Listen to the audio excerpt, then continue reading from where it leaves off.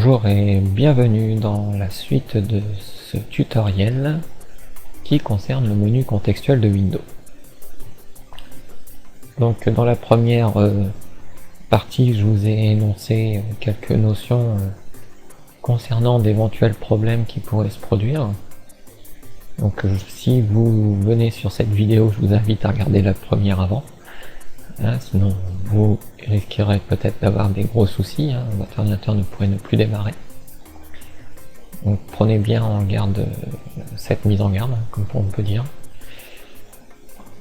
Ensuite, nous avons vu comment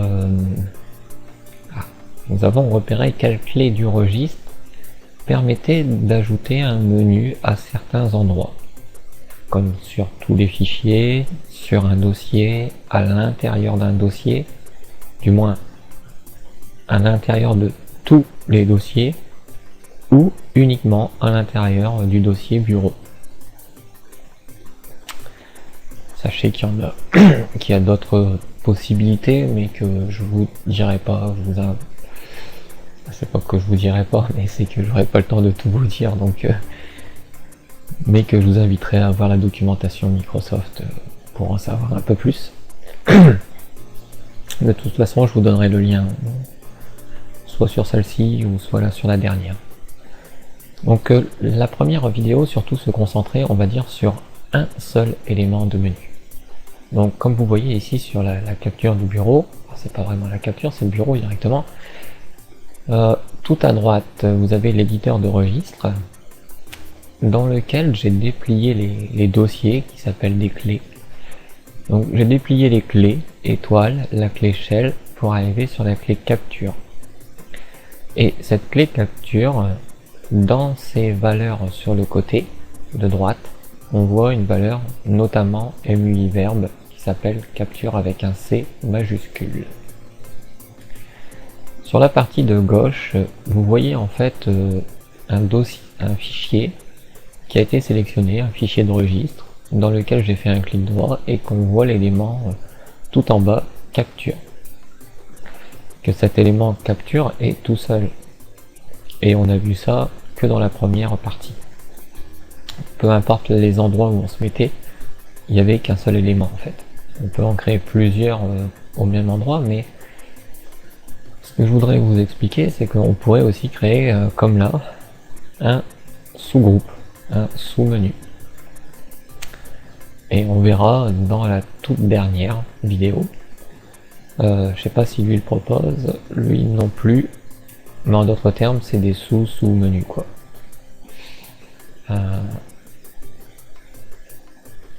Pour le moment, j'en vois pas.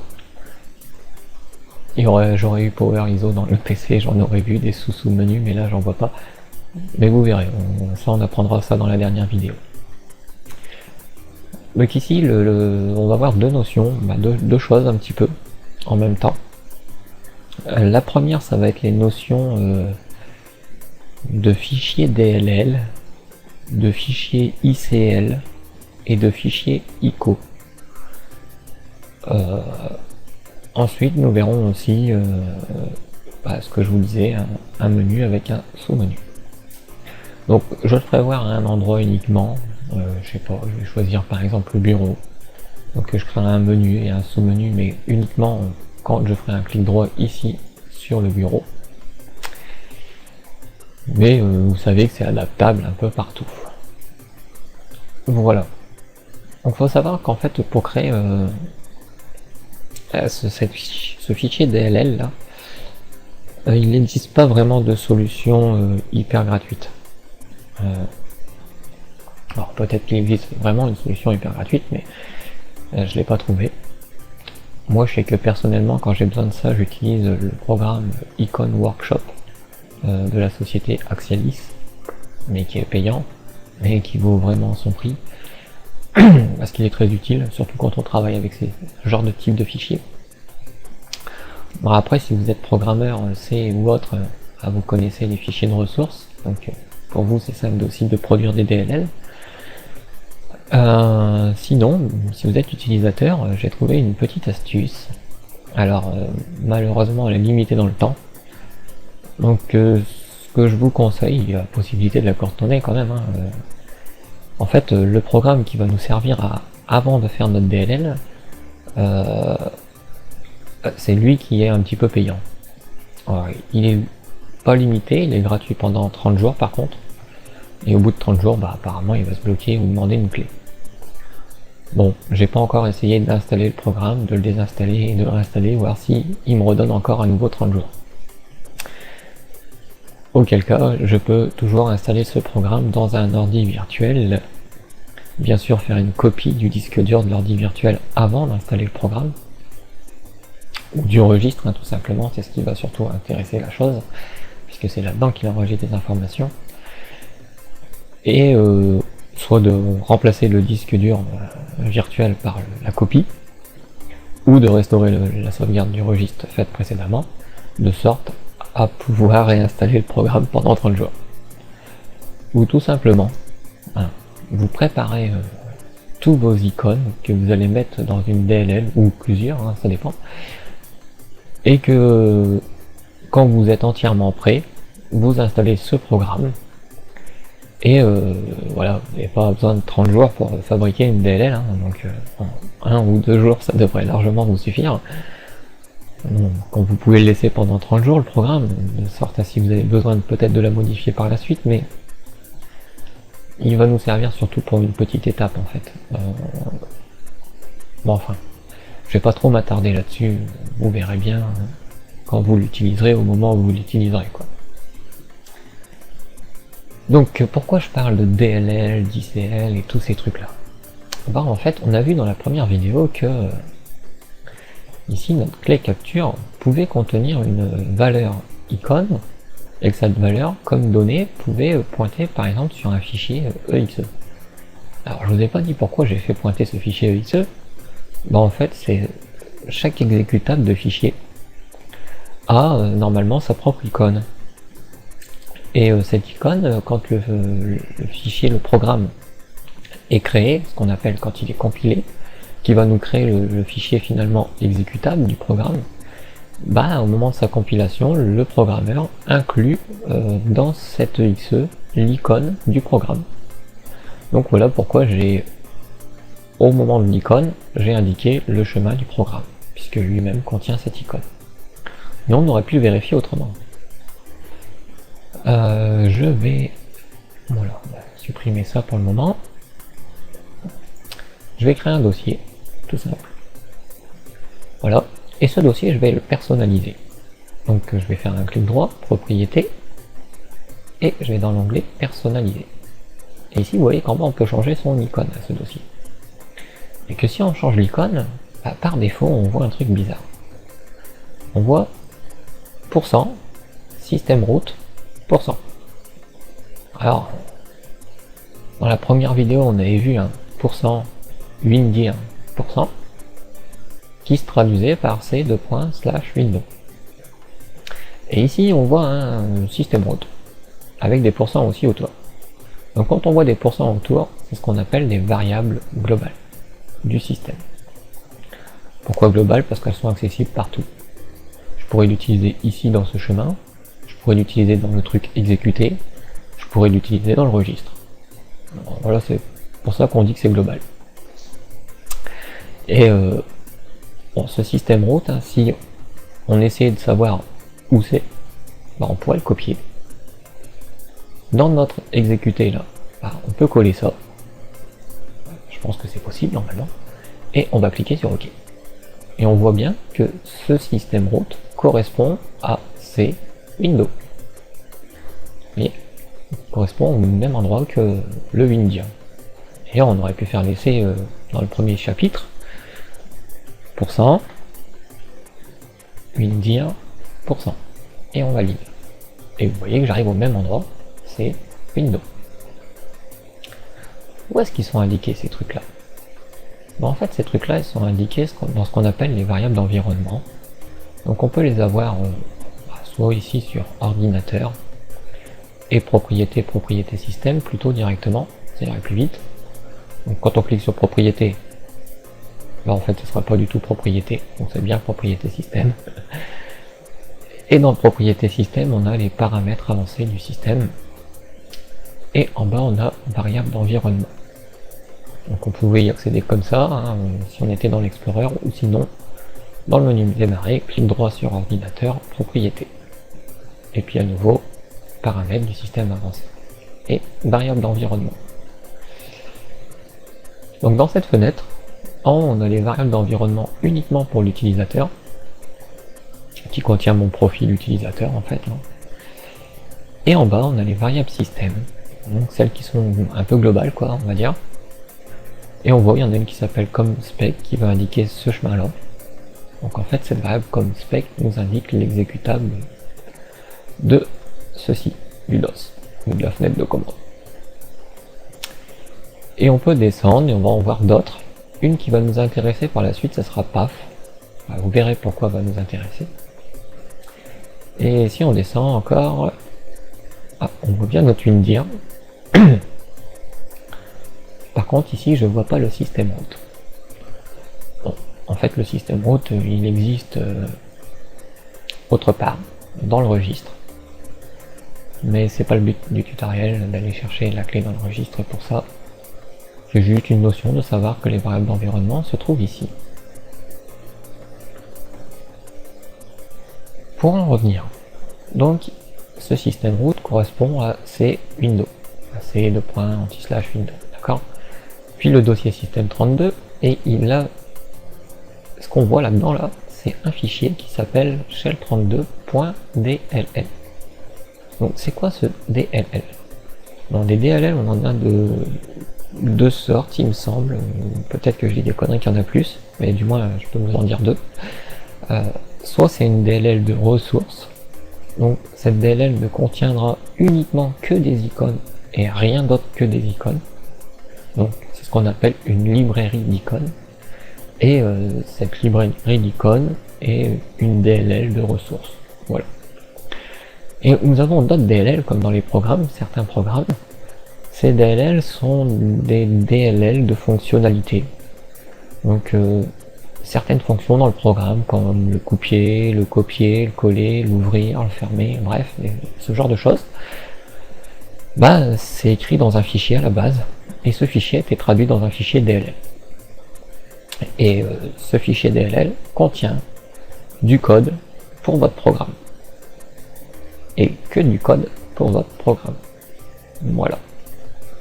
Donc c'est ce qu'on appellerait une librairie de programme, une librairie de fonctionnalité, une DLL de fonctionnalité. Je sais pas trop son nom, mais voilà, c'est ce que je peux vous dire. Donc il faut savoir que dans Windows XP, il utilise pour les icônes souvent deux DLL. Une qui s'appelle shell32.dll et une autre qui s'appelle Imager. Donc Imager. Ouais, donc je me suis planté dans le nom. C'est pas grave, on va parcourir. Je vais rechercher dans le système 32 tout ce qui commencerait par Ima. Ah voilà, Imager. J'étais pas loin, il me manquait juste le S. Je vais l'ouvrir et vous voyez qu'ici on a encore d'autres icônes différentes. Bon, je peux vous dire qu'il y en a pas mal qui reviennent du shell 32, mais il y en a pas mal de différentes. Donc vous voyez que déjà là on pourrait personnaliser notre dossier avec cette icône par exemple. Et voilà, notre dossier a changé d'icône. On pourrait mettre notre propre icône aussi. Rappelez-vous le programme là qu'on a dit, la Snipping Tool là. Hop, je vais double-cliquer pour prendre sa valeur, copier, ok, et je vais la coller ici, voilà. Et ici je vais appuyer sur entrée pour que ça valide ce chemin. Et vous voyez que notre programme Snipping Tool là, contient en fait deux images dans sa DLL, la première et la deuxième. Là, on pourrait se poser une question. Comment ici, on pourrait lui dire, moi je veux pas la première qui s'affiche, mais la deuxième. Parce que là, par défaut, si on regarde bien, c'est la première qui s'affiche. Alors c'est assez simple. Vous allez voir, je vais annuler ça. Et ici, à la fin, au lieu de rien lui dire, donc quand on lui dit rien, ça équivaut à faire virgule 0. Voilà. Ça veut dire qu'il choisit la première icône de ce fichier exécutable. Si on avait 100, il en prendrait la première seulement. Là, on a vu qu'il y en a deux. Et on a vu que la première commence à 0. Donc, la deuxième commence à 1. Voilà, c'est un peu bizarre, mais c'est comme ça.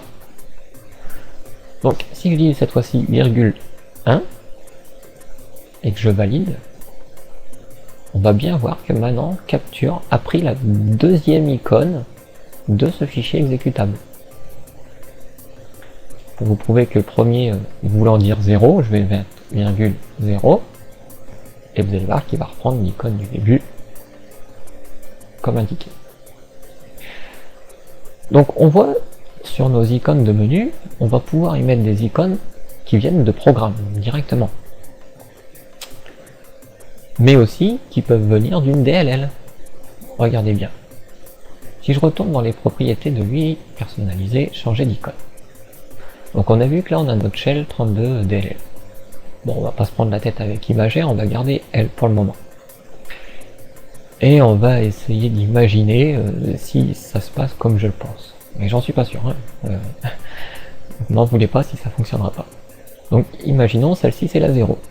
Donc celle-ci c'est la 1, la 2, la 3, la 4, la 5. Comme elle est bien différente, je vais repérer celle-ci. Donc la 5. Hop là, au passage, je vais copier ça, puisque je vais en avoir besoin. Du moins, on avait vu que là c'est un reg SZ, donc c'est une chaîne normale, pas étendue. Donc je vais prendre juste la fin du chemin, puisque j'ai déjà mon C-Window là-bas. Je copie, donc ça je vais annuler, annuler. Et là, après mon C-Window, j'enlève tout ça et je colle. Et là, je vais mettre une virgule, et j'avais dit l'icône 5, qui représentait une sorte de disquette. Voyons voir si ça a bien fonctionné. Et c'est parfait. J'ai bien compté et ça se produisait comme je le pensais. C'est-à-dire de haut en bas et de droite à gauche. Voilà. Donc on voit d'une part qu'on a réussi à notre icône de menu pouvoir mettre un fichier exécutable avec son numéro pour savoir le truc.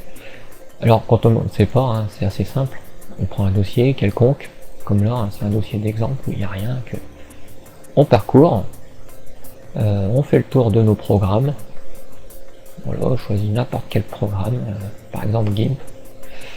GIMP c'est dans les binaires, et je vois un exe ici. Hop, j'ouvre cet exécutable, et je vois que GIMP a deux icônes. Et je peux parcourir n'importe quel fichier, par exemple là je vois une DLL, alors est-ce que c'est une DLL d'icône ou pas? Bah là, apparemment, non, c'était une DLL pour le programme. Et vous pouvez comme ça vous amuser à essayer d'ouvrir tout ce que vous voulez. Ah, bon, j'ai de la chance, il y avait une icône là-dedans. Donc vous voyez, c'est au bonheur la chance, à moins que vous le sachiez où ça se trouve. Donc comme on a vu, on peut mettre un exécutable, on peut mettre une DLL, et qu'est-ce qu'on peut mettre d'autre encore? Ben, on peut mettre un truc ce qui s'appelle ICL. C'est une librairie d'icônes aussi, mais qui n'est pas vraiment comme une DLL. Elle n'est pas, je sais pas comment vous dire, elle n'est pas compilée. C'est facilement, j'en sais rien en fait. C'est comme DLL on va dire, sauf que ça s'appelle ICL. Et on peut mettre aussi une simple icône. Donc pour ça, bah, Google, dans les images, non pas dans les images, en fait il y a un site qui s'appelle Icon Finder, donc c'est un site qui propose plein d'icônes, et pas mal de gratuites. Et disons que pour mon outil de capture là, Snipping Tool, je vais écrire ce qu'il me dit parce que lui aussi il aime bien parler anglais, Icon Finder. Si vous commencez à chercher des mots français, il va dire qu'il trouve pas. Donc snipping Apparemment il connaît Snipping. Voilà. Qu'est-ce qu'il me propose pour ce genre de snipping qu'on pourrait remplacer notre icône? Ils sont un petit peu bizarres leur truc. On dirait que snipping veut dire un paquet ou un colis ou ouais, je sais pas trop. Bon. Allez, on va faire de la pub pour Facebook pour pas changer. Donc disons qu'on voudrait mettre cette icône là en fait à la place de la nôtre. Bon, faut savoir qu'il peut y avoir des soucis quand même. C'est que notre menu là, ça va être difficile de le faire voir, il est comme ça, voilà. Notre menu, notre icône là, elle a une certaine taille. Hein, vous êtes d'accord, les icônes elles grandissent pas comme ça subitement. Et cette taille c'est 16 pixels. Donc ce qui est très petit. D'où l'utilisation de ce site, parce qu'il propose des icônes de taille qu'on peut choisir. 16 par exemple. Et là il va m'afficher toutes les icônes en rapport avec Snipping de taille 16 pixels. Donc vous voyez, d'un seul coup il peut en avoir plus ou moins. Je ne vous ai pas affiché au début. Et est-ce qu'on voit le truc Facebook là?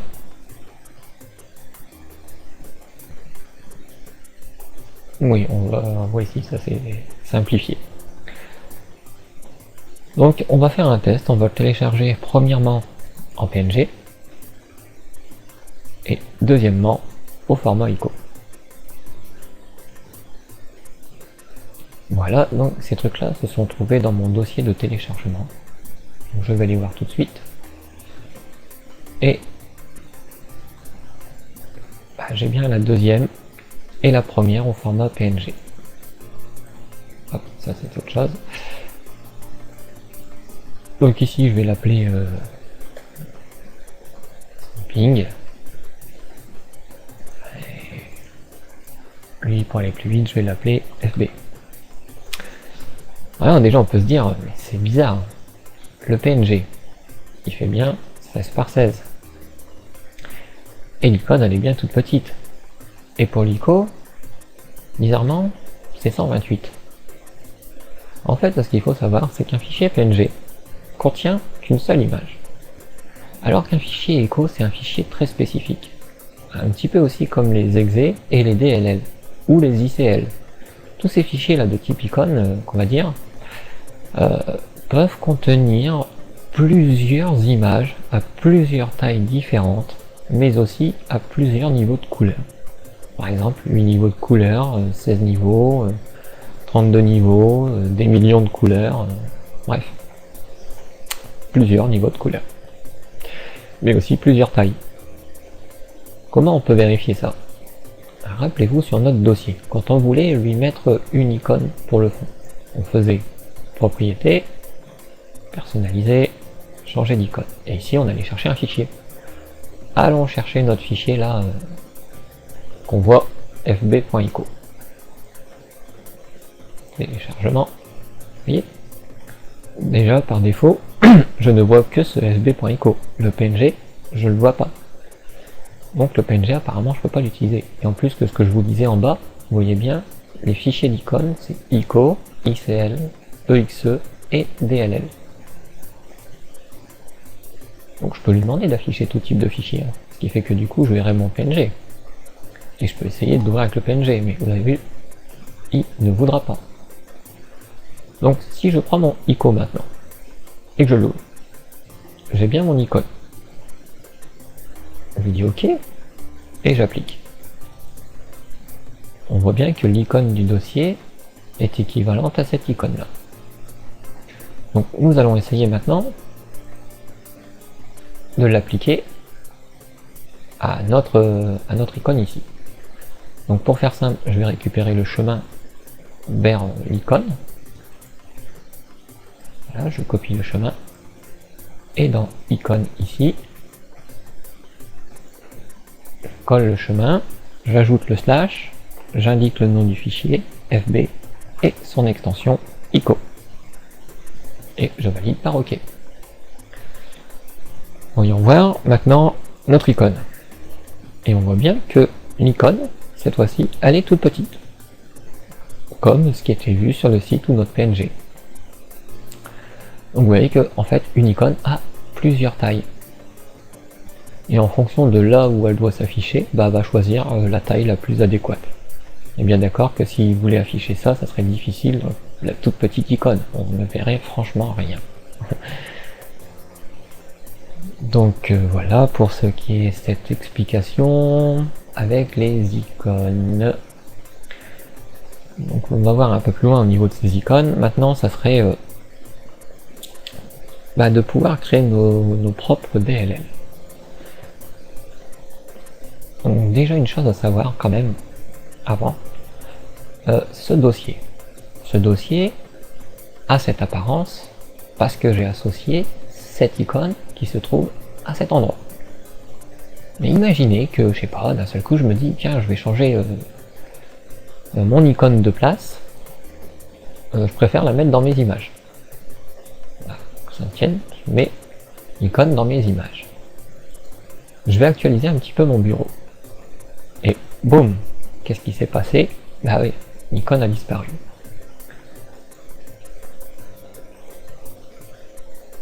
Et ici, elle est restée. Mais en fait, c'est un leurre. Pourquoi? Parce que l'Explorer ne s'est pas rechargé. En effet, le fichier que j'indique ici, il se trouve plus ici. Donc, normalement, il n'y a pas de raison à ce qu'il m'affiche cette icône-là, vu qu'elle n'est plus là.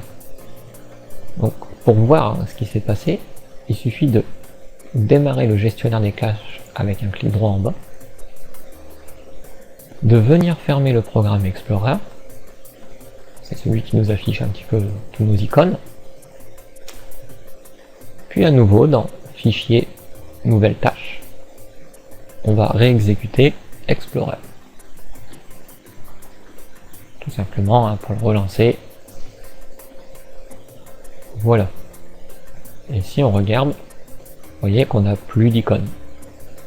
Donc là j'ai forcé la mise à jour, mais il suffit que vous fermiez votre session, vous la rallumez, vous redémarrez l'ordinateur et vous vous apercevrez que vous n'aurez plus l'icône. Là c'était pour aller plus vite. Du coup il va être très important que si vous décidez de commencer à personnaliser vos icônes un peu partout là, il va falloir avoir une certaine logique dans le sens où il ne faudra pas déplacer trop vos fichiers. Et après, prenons l'exemple, disons, je vais me créer un dossier dans le dossier Windows, comme ça après en même temps je peux choisir les variables d'environnement comme WinDir, système root, bref, celles qu'on a déjà vues. Et dans le dossier que je vais créer, par exemple un dossier configuration ou personnalisation ou mes icônes, bref, ce que vous voulez, dedans, après vous y placez toutes vos icônes. Alors il est sûr qu'au début vous y penserez logiquement à aller chercher des fichiers icônes, puisque chaque fichier que vous aurez placé dedans, vous savez que vous ne devez pas y toucher, et qu'elle personnalise votre système. Et que vous aurez certainement fait une sauvegarde de ce dossier, que si au jour où votre ordinateur plante, vous puissiez le remettre avec vos réglages, vos préférences et tout ce qui s'ensuit. Donc ça serait une première solution. Mais en même temps, on aurait plein de fichiers icônes et tout. Une autre solution consisterait à mettre toutes nos icônes dans un fichier DLL. Et ce fichier DLL, on pourrait à la limite le mettre dans System32, puisque c'est un peu le centre névralgique de votre ordinateur. Tous les fichiers importants se trouvent dedans. Et que du coup, cet endroit est référencé par l'ordinateur dans la variable qu'on a vue qui s'appelle path. Cette variable permet de dire, si un jour j'exécute un fichier, au lieu de lui dire où est-ce qu'il se trouve ce fichier, il sait où il se trouvera logiquement. Voilà. Donc, l'étape suivante qui consiste, ça va être d'avoir quelques icônes, et ces icônes, nous allons les mettre dans un premier temps dans un fichier ICL, puis ce fichier ICL, on va le transformer par la suite en un fichier DLL. Pour faire ça, on va avoir besoin de quelques programmes. Pour ça, on va voir notre ami Google. Donc je vais pas cliquer icône Finder puisque j'en aurai besoin tout à l'heure. Donc après vos icônes, vous pouvez les fabriquer aussi, hein. Donc le premier qu'on va aller chercher, c'est Sushi. Icône. Sushi.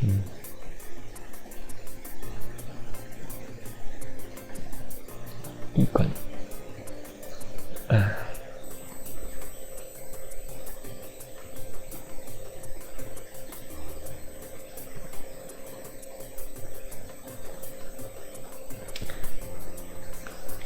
Je vais peut-être enlever cette base. Voilà, icône sushi. Bon, j'étais pas loin, c'était l'inverse. Donc bah ça, on télécharge et comme vous voyez, lui, il est gratuit.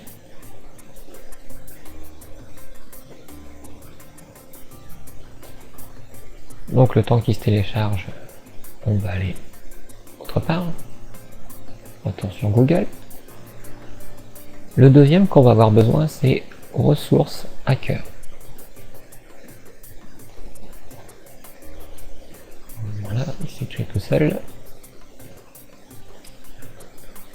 Donc je vais aller chercher sur comment ça marche. Ça évite les publicités que OneNet nous met maintenant. C'est pas mieux ici, on me dira. Hop. Donc comme on voit, ressources hacker, lui aussi gratuit.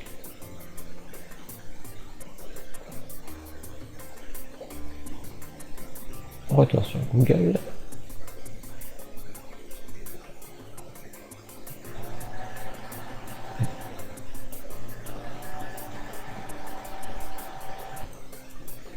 Et le dernier, c'est icône IcoFX. Donc c'est lui en fait qui est payant.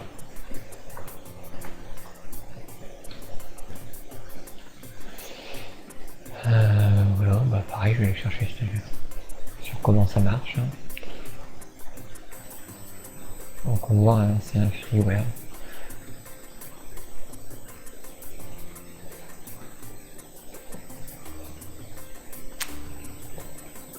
Donc c'est parfait.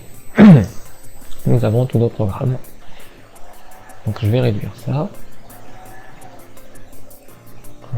Voire même je vais fermer ça.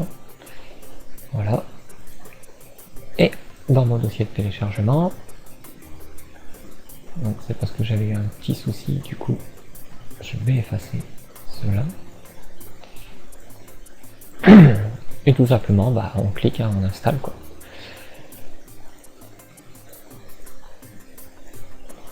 Ok. Donc je le lance pas maintenant.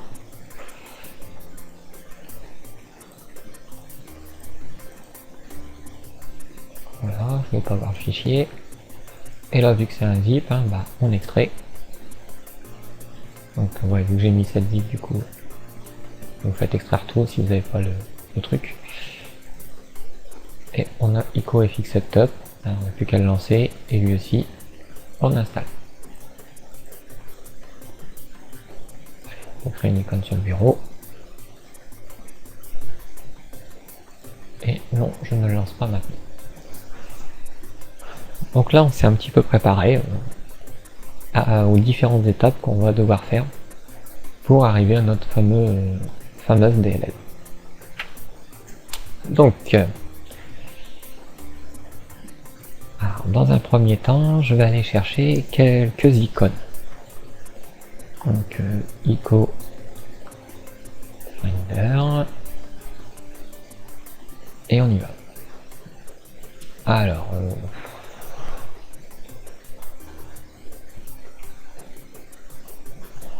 on va prendre les réseaux sociaux, tiens. Donc Facebook. Voilà. Donc là, je vais me mettre sur une taille. Je peux garder 16 uniquement si je compte avoir que 16. Mais je peux me mettre plus large. En général, de toute façon, elles contiennent les petites icônes. Ensuite, là, je vois qu'il y a des prix. Je peux me mettre sur Free. Comme ça évite tous les trucs de prix.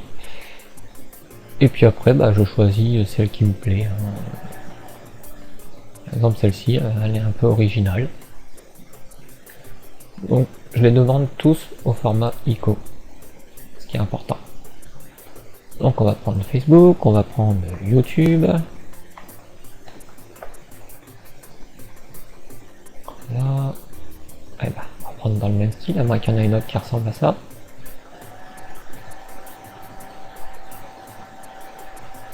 Alors, au passage, désolé pour le bruit de l'ordi, commence à s'exciter. Donc, bon, on va prendre celle-ci quand même.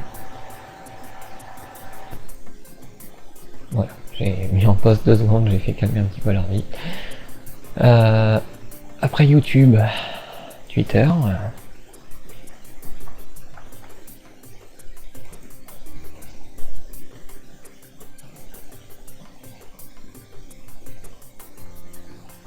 va prendre dans le même genre, hein.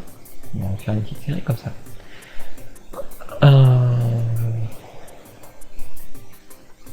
On pourrait en prendre, je sais pas, Google. Allez. Google Plus.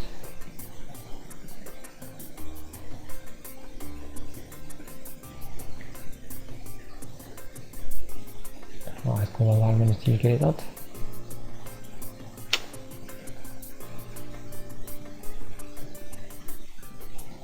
Google Plus, il est souvent laissé un petit peu à la traîne, je trouve.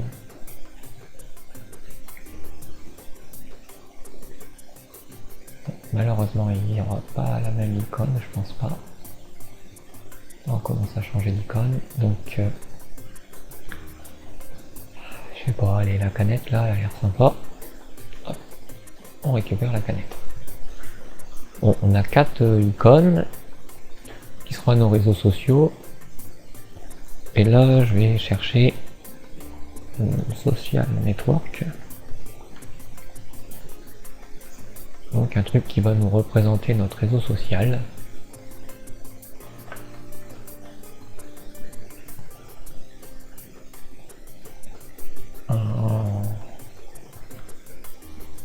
Ce genre de planète là, elle est pas mal.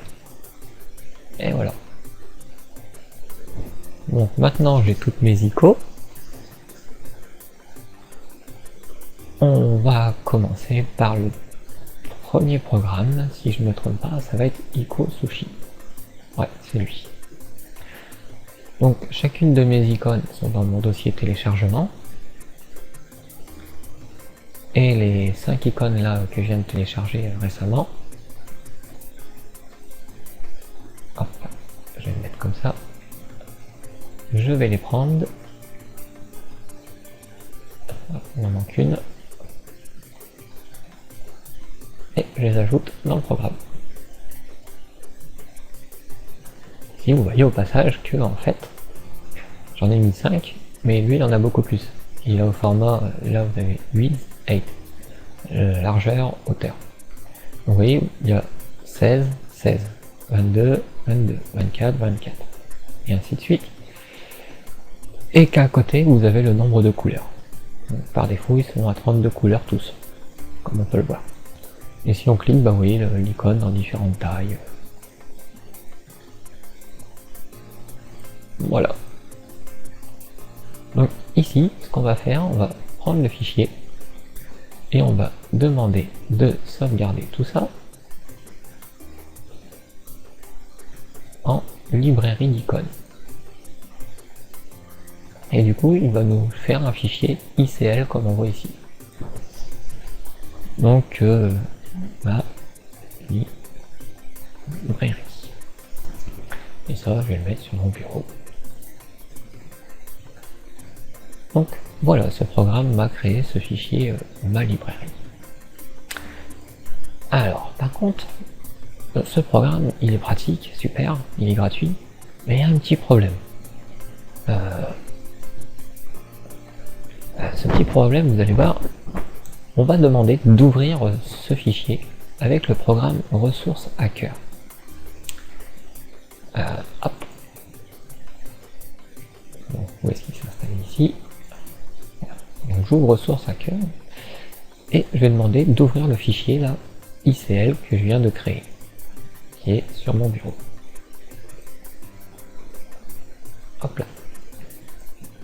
Donc là au passage il dit EXEDLL, mais on peut demander tout fichier. Et du coup je vois mon ICL. Et là il me dit c'est pas un fichier Win32 exécutable file. En fait il sait ouvrir les ICL ce programme. Mais c'est ce fichier là, produit par ce programme là, qui est pas tout à fait aux normes. Et du coup, on va pas pouvoir s'en servir, parce que c'est avec ce programme Ressource Hacker qu'on va créer la DLL en fait. Et pour pouvoir la créer, il va falloir qu'on ouvre ce fichier ICL. Mais actuellement, il n'arrive pas à l'ouvrir, comme vous l'avez vu. D'où le dernier programme, si on en revient. Donc le dernier, il est ici, c'est IcoFX. Je vais ouvrir ce programme. Donc ici, je ferme tout ce truc. Et hop, je vais demander dans les fichiers d'ouvrir.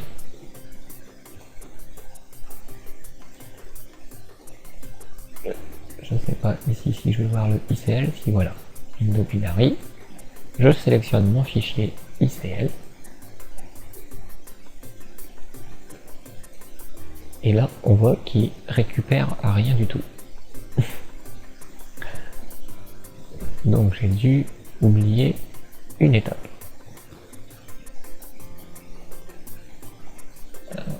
Que je réfléchisse. Comment je l'avais ouvert? Non. Donc je vais recommencer ici. Je vais sélectionner toutes les images avec un CTRL A. Ici, je vais demander de le sélectionner une librairie d'icônes. Donc, je vais réinscrire ma librairie d'icônes. Et je vais recommencer. Donc je pourrais faire ça, mais je peux glisser tout simplement normalement. Donc on voit bien qu'il n'y a rien. Donc c'est qu'il me manque un programme. Donc je viens de mettre la vidéo en pause et j'ai regardé sur mon ordinateur et finalement en fait c'est pas assez bien IcoFX, mais là c'est pas le bon programme. En fait celui-là, si on regarde la version, elle est un peu ancienne en fait. Help about et il me dit c'est la version 1.6.4. Or celui que j'ai sur mon programme c'est une version 2.4. Donc je vais supprimer celui-là, IcoFX, une install et hop, on l'enlève. Voilà, ce qui a été très rapide.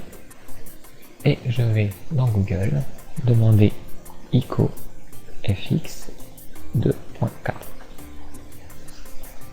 Voilà, donc je vais prendre sur Fileco, je télécharge.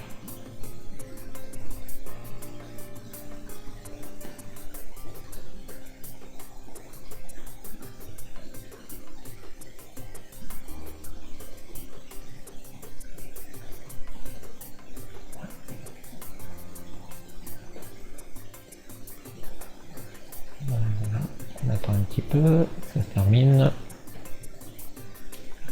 Voilà, on est parti, on peut installer. Fermer le navigateur. En français, c'est merveilleux, en plus il sera en français.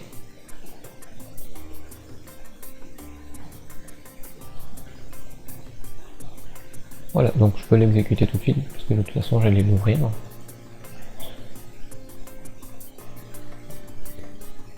Voilà. Donc ici vous allez voir que vous avez plus d'options que la version précédente. Là ce que je vais faire, normalement j'étais créé une nouvelle bibliothèque d'icônes, mais bon. Je vais fermer. Donc comme vous voyez, l'enregistrement sera désactivé après 30 jours. Donc je vais demander d'ouvrir. Je vais choisir mon fichier de librairie. Voilà, ma librairie. J'ouvre. Et là, on voit que le programme a su les ouvrir. Les ressources, c'est bien des icônes, donc je demande d'extraire. Et là, on voit un peu plus visuellement que Ressource Hacker le contenu de nos icônes. Donc normalement elle a dû toutes les ouvrir, mais là il me fait douter. Vraiment il me fait douter. Parce que d'habitude il m'ouvre plein de fenêtres partout. Donc je vais dire non, je vais recommencer l'opération. Donc ouvrir la librairie, j'ouvre, je sélectionne toutes les images, c'est ce que j'ai oublié de faire la première fois, et j'extrais. Voilà, là on voit qu'il me sort la blingue des choses, et maintenant dans fichier, je vais demander d'enregistrer sous un fichier de librairie, sauf que je vais devoir faire autrement. Hop, donc j'annule. Image.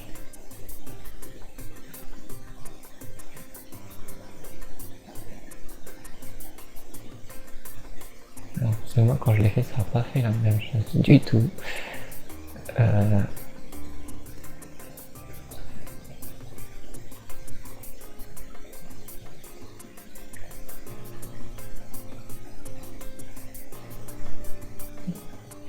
Non, ça n'a pas du tout fait le même...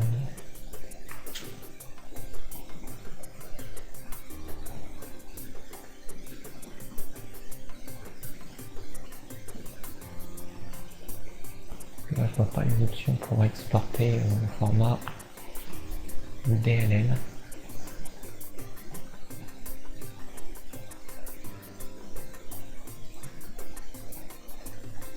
Donc, non.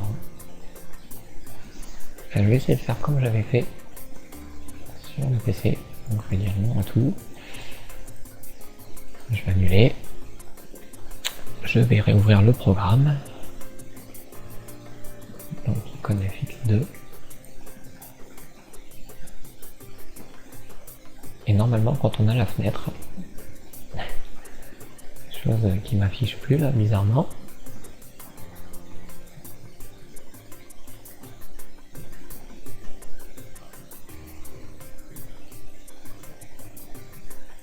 Fenêtre d'accueil, voilà. Et ici, j'avais demandé normalement de créer une nouvelle bibliothèque d'icônes. Et ici, j'étais venu chercher mon fichier ICN. Voilà. Et là, j'étais tombé sur ça. Alors, il me disait que l'autre programme l'avait fait au format 16 bits. Et que je devais le reconvertir à 32 bits. Chose que je vais dire oui. Et du coup, il va me refaire un fichier ICL, mais au format cette fois-ci 32 bits. J'enregistre. Et maintenant, je peux fermer. Je peux fermer le programme, puisqu'il m'a réenregistré le fichier. Donc, j'ai un deuxième fichier maintenant, 32. Prenons notre programme ressources hacker. Et ouvrons ce nouveau fichier. Donc là, pareil, il se met toujours sur EXE, mais on demande tout. Et du coup, j'ai mon librairie 32 bits que je vais ouvrir. Et là, miracle, le programme ouvre bien notre fichier qui contient nos icônes. Donc ici, on n'est pas trop dans le programme pour modifier quoi que ce soit. Tout ce qu'on va faire dans ce programme, c'est File, sauvegarder sous, au format EXE DLL, mais on va préciser que ce sera une DLL tout simplement. Et je vais le renommer ma librairie. Voilà, et je l'enregistre. Ok, donc on peut fermer le programme. Donc je peux fermer icône sushi aussi. Et mon dossier de téléchargement, c'est pareil. Donc j'actualise pour bien visualiser. Alors là, si je vois pas bien, c'est parce que j'ai pas précisé .dll. Du coup, c'est bien un fichier DLL. Et ce fichier DLL, bah, on va le tester. Hein,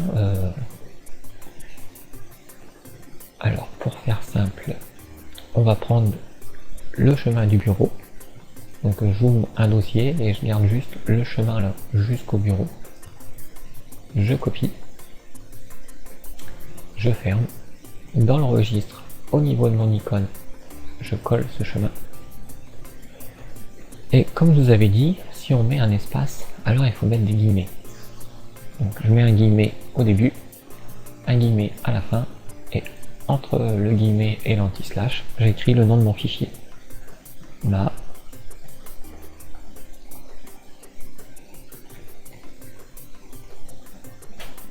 Librairie.dll. Alors, faut pas oublier que notre librairie DLL a plusieurs icônes. Donc on sait que par défaut, si on laisse ça comme ça, il va prendre la toute première icône. Donc je me mets sur un fichier, et on voit là il a pris l'icône Twitter. C'était la première en fait. Et si on, avant le guillemet, on précise virgule 2 par exemple, alors on va voir, ah, donc là ça n'a pas bien marché. Donc on va essayer sans les guillemets finalement. Peut-être que c'est lui qui les ajoute tout seul. Ouais, finalement c'est lui qui les ajoute tout seul, comme on peut le voir. Donc là on voit notre icône de réseau. Bon bah c'est super tout ça. On a préparé notre librairie d'icônes et tout. Alors le truc qui serait bien avec notre librairie, c'est de la placer quelque part. Donc on va la copier, pour en avoir un double. Et je vais aller le ranger dans le dossier Windows. Je vais me créer mon dossier personnalisation.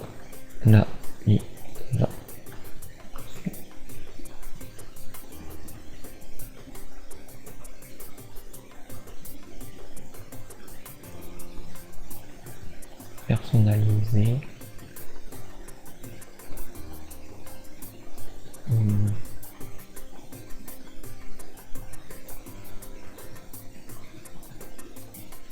Ouais, elle est personnalisée, je sais pas. Hop. Et dans personnaliser, je vais lui ajouter ma librairie. Maintenant, tout ce que j'ai à faire, c'est à créer ce fameux menu sous-menu. Alors j'ai dit qu'on partirait sur l'exemple du bureau. Donc on va dans Desktop.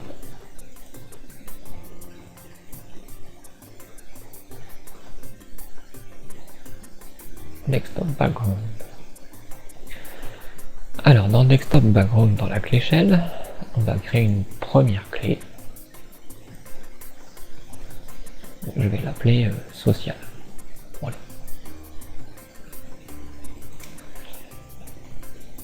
Cette clé sociale, elle va avoir une valeur chaîne qui sera MUI verbe. Et ici, je l'appellerai réseau social. Elle aura une autre clé chaîne icône. Cette icône aura comme chemin là où on a mis notre DLL et qu'on touchera plus par la suite.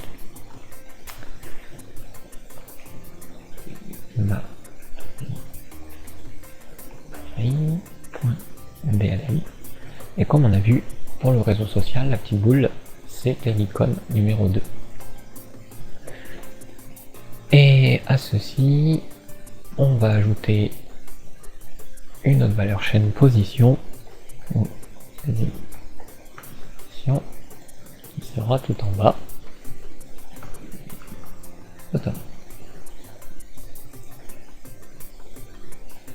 Vérifions si avec un clic droit sur le bureau on a ce qu'on a indiqué.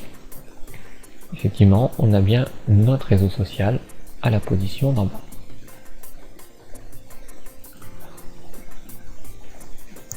On sait que si on devait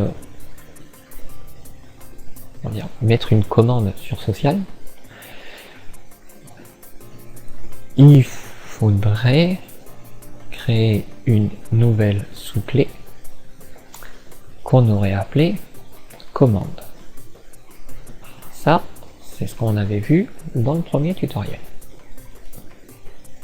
Mais en faisant ça, on n'aura pas de, comment dire, on n'aura pas de sous-menu. On peut juste avoir un menu et une commande.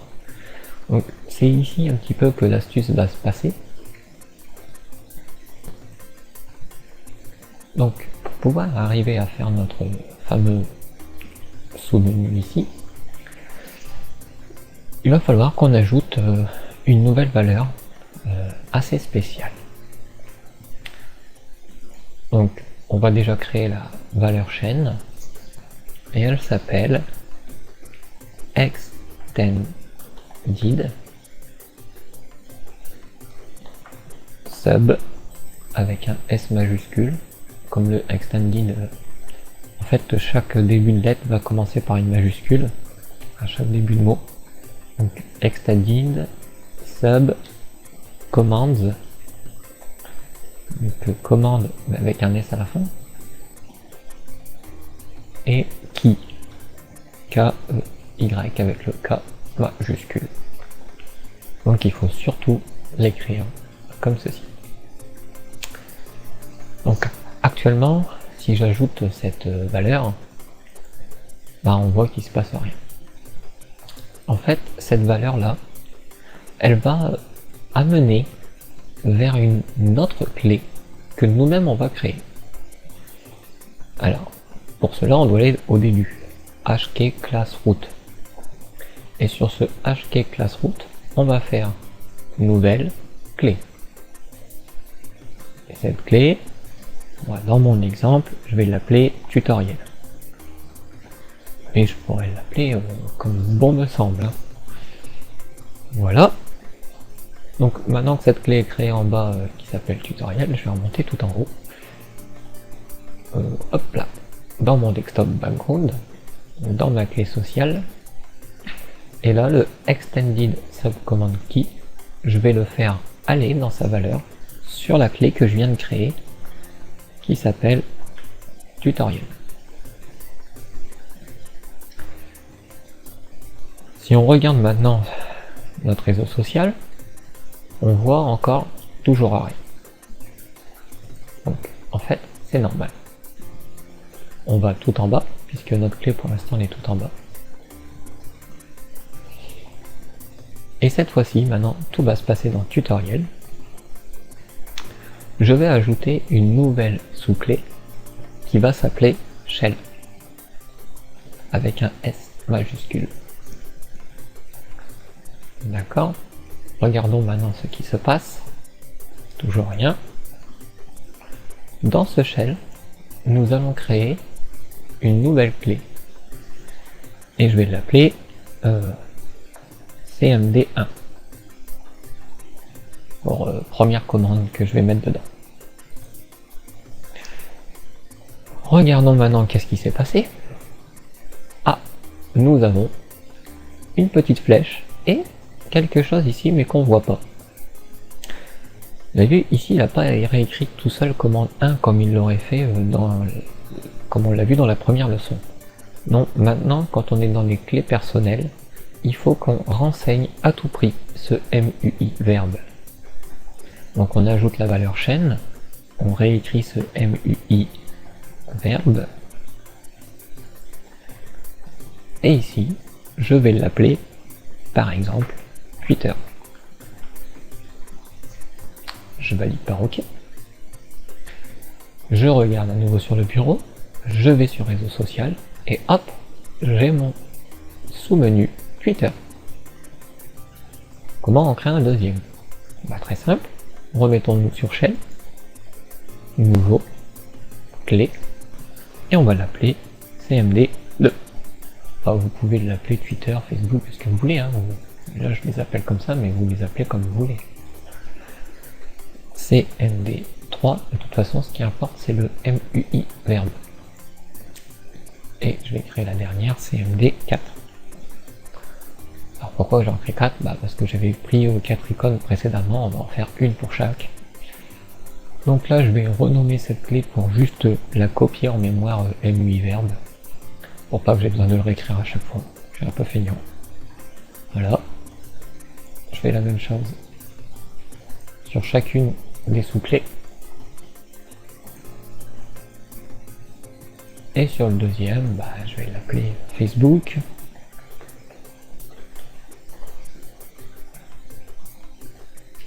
La troisième, YouTube.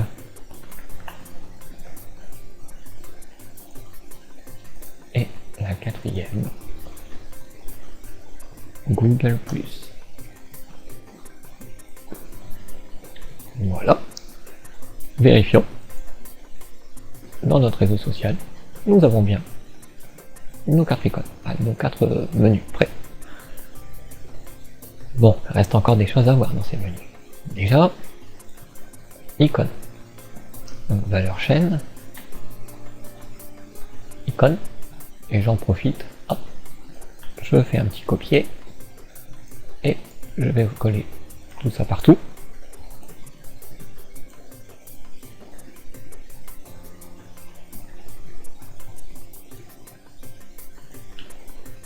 Voilà. Et pour la valeur icône, donc je dois repérer où est ma librairie DLL que j'ai créée personnellement, que j'ai mis dans mon dossier Windows personnalisé. Je vais prendre le premier, je vais mettre ceci, je vais ajouter ma librairie.dll, je valide par OK, mais avant je vais tout copier. Alors on verra après pour l'icône. Dans la 2, je fais un simple coller. Dans la 3, pareil. Dans la 4, pareil. Je vérifie qu'ils ont tous la même icône. Donc ils ont bien tous l'icône Twitter. Donc c'est super. Alors, voyons voir avec un dossier tout simple, propriété. Dans sa personnalisation, on change d'icône, on parcourt, et rappelez-vous, je l'avais laissé une copie sur mon bureau, donc je vais prendre celle qui est sur le bureau, parce que c'est plus pratique. Et je regarde. Donc Twitter c'est 0, Google+, c'est 1, Facebook c'est 3, et YouTube c'est 4. Donc en voyant ceci, on va pouvoir remplir donc 4 YouTube, 3 Facebook. Voilà. YouTube, hop, virgule 4, Facebook, virgule 3, et notre Google+, là, dans son icône, virgule 1. Vérifions. Et c'est parfait. Alors, bien sûr, le problème de l'action. Donc là, vous avez vu, j'ai cliqué, et il s'est rien passé du tout. Bon, l'avantage, c'est que j'ai pas eu d'erreur. Il s'est juste rien passé. Donc si on veut ajouter une action, il suffit sur chacune de ces sous-clés de rajouter une clé, commande.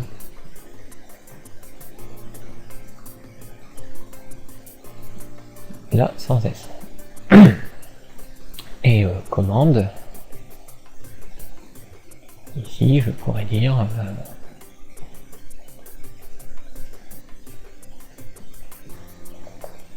donc si je dis pas de bêtises, on est sur Twitter. Alors, hop, je vais ouvrir ceci, je vais demander Twitter. Voilà, Twitter. Je vais me connecter. Et je vais aller sur le moi là pour récupérer l'adresse là-haut. Voilà, maintenant que j'ai cette adresse, dans le registre, il serait cool de pouvoir faire en sorte que si on clique sur Twitter, on se retrouve sur notre compte Twitter. Ah, ce serait merveilleux. Eh ben on va essayer. Donc là c'est vraiment des tests. Donc je commence par start et je donne l'adresse. Et je vais voir.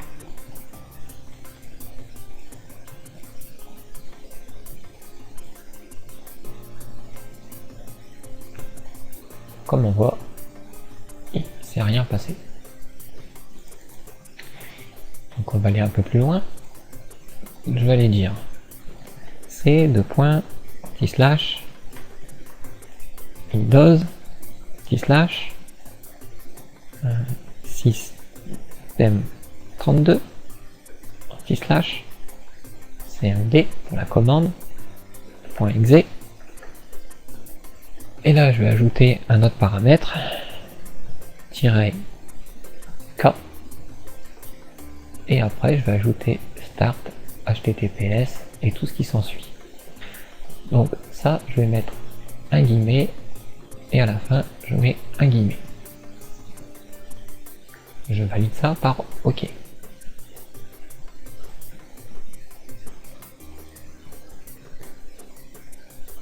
Donc effectivement ça a marché jusque à l'ouverture de la ligne de commande.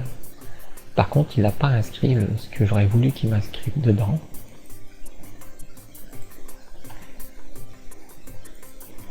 Alors peut-être que je vais devoir enlever les guillemets. Je suis pas sûr.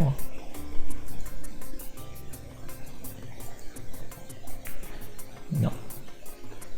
En fait, il y a un autre paramètre. Ça doit peut-être pas être K, mais ça doit être C.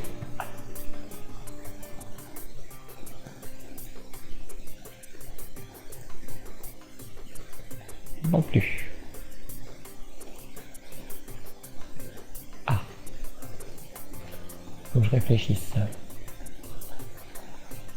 Donc voilà, j'ai trouvé la réponse enfin après quelques tentatives.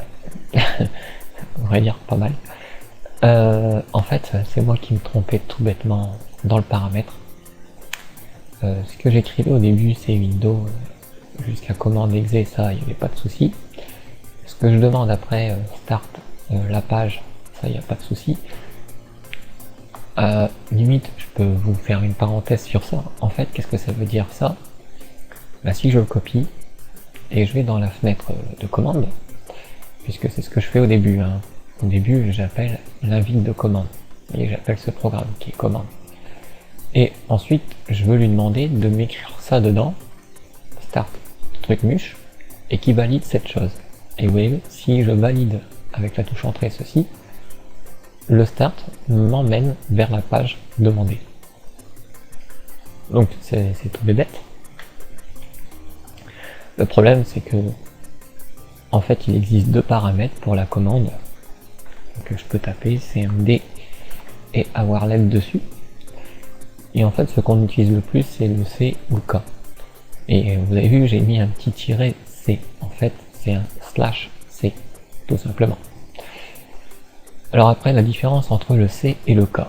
Donc là déjà je vais remplacer le petit tiret par un slash. Donc je valide cette chose. Normalement quand je clique maintenant sur Twitter, il m'emmène sur Twitter. Donc vous avez vu que l'option que j'ai mis ici, C, permet de ne pas laisser l'invite de commande ouverte. D'autres termes, si je remplace le C par le K,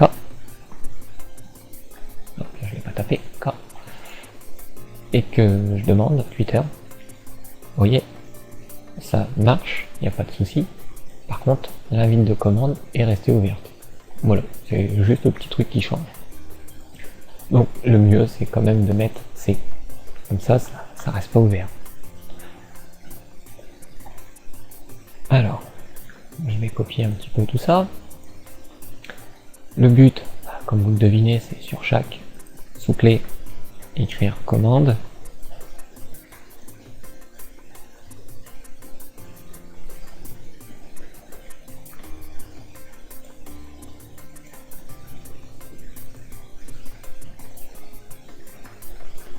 Voilà, chaque commande, la valeur par défaut, on la remplace par notre chemin Twitter pour l'instant.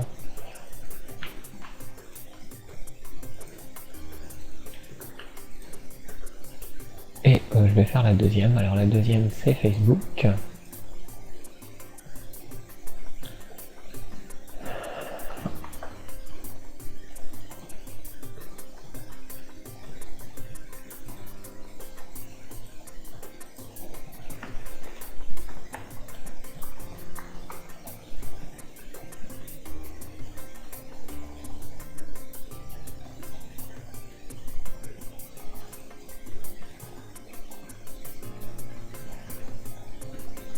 Bon.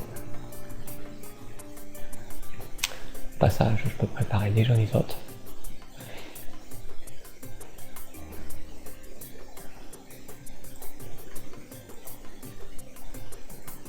Ah, j'ai un petit blocage du navigateur.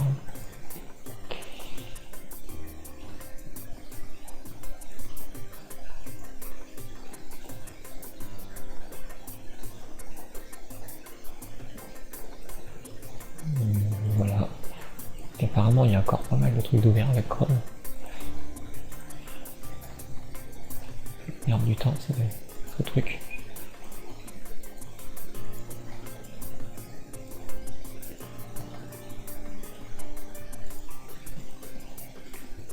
Allez savoir ce qu'il a ouvert.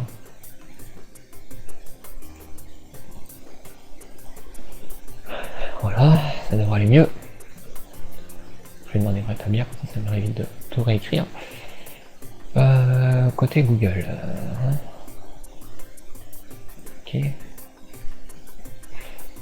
Donc on a le côté Google+, qu'on avait dit. Et autre côté Google, on avait dit qu'il y avait YouTube. Voilà. Et ici on va plus se mettre sur la chaîne. Donc gestionnaire. Et la chaîne, je sais plus comment on y va. Là c'est juste des paramètres je crois. Ouais.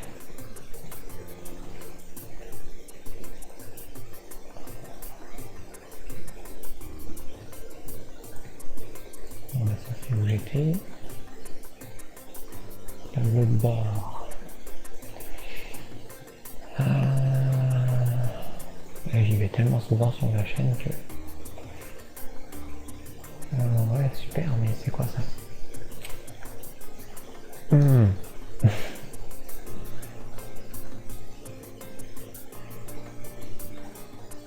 Où est-ce qu'il a mis la chaîne?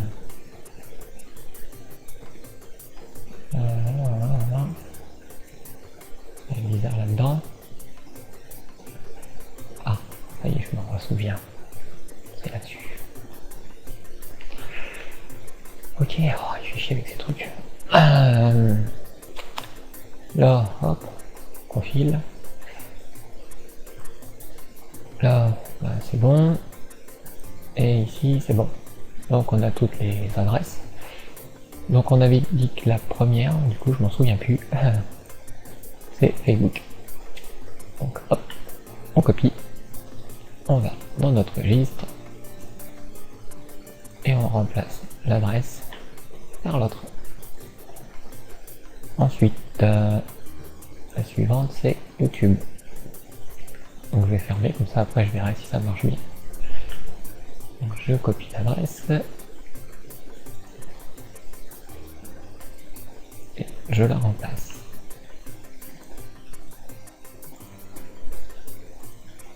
Et la dernière,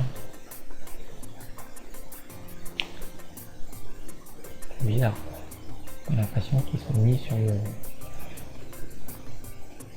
le profil ce truc. Moi qu'il a changé, je sais pas. Bon, enfin, on va prendre celle-ci, on s'en fout. Vous avez compris le principe, je suppose. Ah, sur la 4, je me suis planté, je crois. Ah non, c'était encore Twitter. Des fois, j'ai l'impression de parler tout seul. Bon, voilà, c'est bon. Du coup, on peut fermer tout ça. et vérifier le résultat si tout fonctionne bien. Donc dans réseau social, j'ai bien Twitter. Si je clique sur Twitter, j'ai bien mon compte Twitter qui s'ouvre. Merveilleux. Ça, on l'avait déjà testé. Maintenant Facebook. Facebook, c'est parfait, sauf qu'il m'a pas reconnecté, mais bon. On s'imagine qu'il m'a amené au bon endroit. YouTube. Bon, c'est parfait, il m'amène sur la chaîne. Et pour finir, notre Google+. C'est merveilleux. Bon bah voilà. Donc ici, si vous voulez garder votre configuration, vous avez dans un premier temps à sauvegarder la clé tutoriel. Donc moi je l'appelais comme ça, mais vous c'est comme vous l'avez appelé.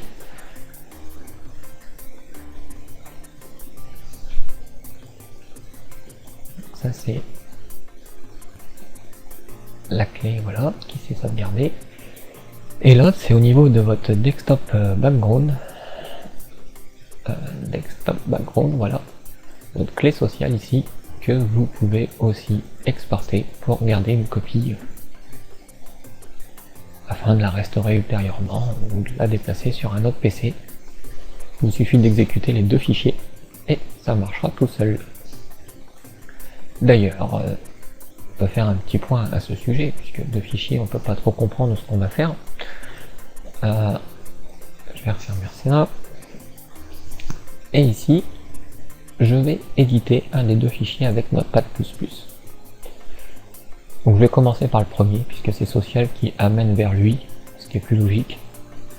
Donc je l'édite avec Notepad++. Et le deuxième, je l'ouvre aussi avec Notepad++.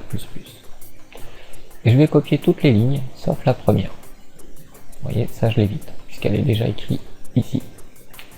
Et tout cet ensemble là, je vais le copier. Et je vais venir le coller à la suite en passant une ligne entre les deux. Voilà. Et maintenant j'ai plus qu'à enregistrer mon social. Et le tutoriel, je peux le foutre à la poubelle. Et seule cette clé là me restaurera tout mon menu. Voilà, cette clé là, ce fichier là. Si je vérifie que ça fonctionne, vite fait. Donc hop, hop, hop, voilà, le registre. Donc je commence par supprimer social. Puis je vais supprimer tutoriel, donc maintenant il s'est rangé par ordre alphabétique. Vu que j'ai fermé le registre entre les deux. Voilà, qui est ici. Je supprime.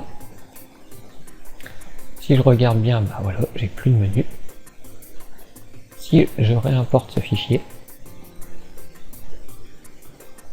j'ai bien tutoriel qui est recréé comme on le voit, et mes liens sont bien revenus et fonctionnels.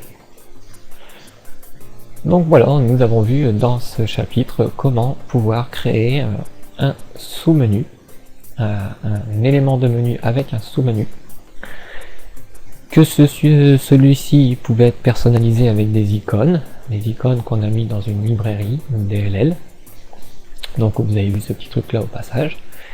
Et en plus, vous avez vu le petit truc fun un petit peu cool, qu'on puisse aller sur Twitter, Facebook ou tout depuis notre simple bureau, sans passer par le navigateur. Alors, forcément, il ouvrira, mais je pense que vous comprenez ce que je veux dire. Voilà, donc ce tutoriel touche à sa fin. Dans le prochain, dans la suite, on va continuer toute cette partie, sauf que là, on va aller plus loin. C'est-à-dire que ici, on a un menu qui va vers un sous-menu.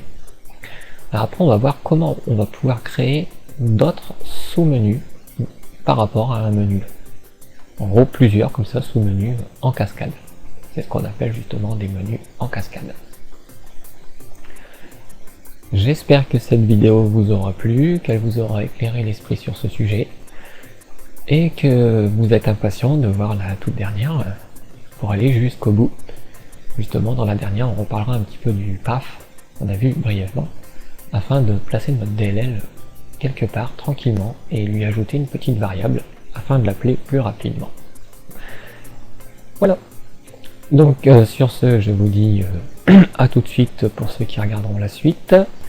À bientôt pour les autres. Et ciao, bye bye.